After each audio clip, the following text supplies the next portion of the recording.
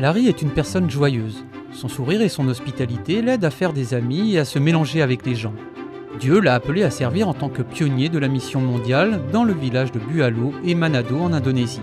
Ce secteur est considéré comme une zone non pénétrée par l'église adventiste du 7e jour et plusieurs personnes ont soif d'entendre l'évangile. Larry a reçu une approbation des officiels du gouvernement et des dirigeants du village pour y travailler.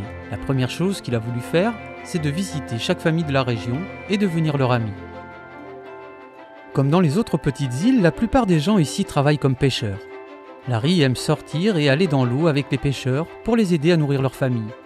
Il a découvert que c'est le moyen pour utiliser la méthode du ministère de Christ. Les gens l'acceptent dans leur vie de tous les jours. Planter des fruits et des légumes n'est pas une pratique courante dans cet endroit. Larry savait que c'était là une occasion de rencontrer les gens dans leurs besoins. Il a créé un groupe de fermiers pour enseigner au village comment commencer des petits jardins ou des fermes autour de leur maison. Le but était qu'ils se procurent des légumes, des haricots et d'autres nourritures de tous les jours. Larry a mis en place aussi des programmes de culte et de prière.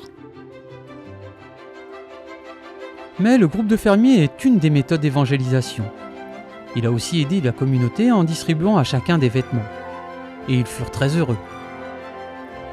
Depuis cette île si retirée et éloignée de l'île principale, les soins médicaux sont difficiles d'accès. La malaria est une menace ici. Tension artérielle élevée et cholestérol sont les défis les plus courants. Larry permet d'accéder à des contrôles médicaux gratuits et à des traitements de santé de base, et ce pour l'ensemble de la population. Les gens sont si reconnaissants pour tout ce qu'il fait pour eux. Un jour, un membre du groupe de fermiers a été malade. C'est l'un de ceux qui participait régulièrement aux discussions lors des cultes, et dont l'intérêt grandissait pour le sabbat. Larry a pris soin de lui jusqu'à ce qu'il ait totalement recouvré la santé. La famille loue Dieu pour sa bonté. La famille a invité Larry à continuer ses visites pour prier et partager davantage sur la vérité, plus précisément sur le sabbat.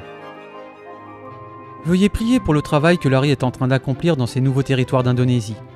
Priez pour que plus de personnes ouvrent leur cœur et soient prêts pour le retour de Jésus.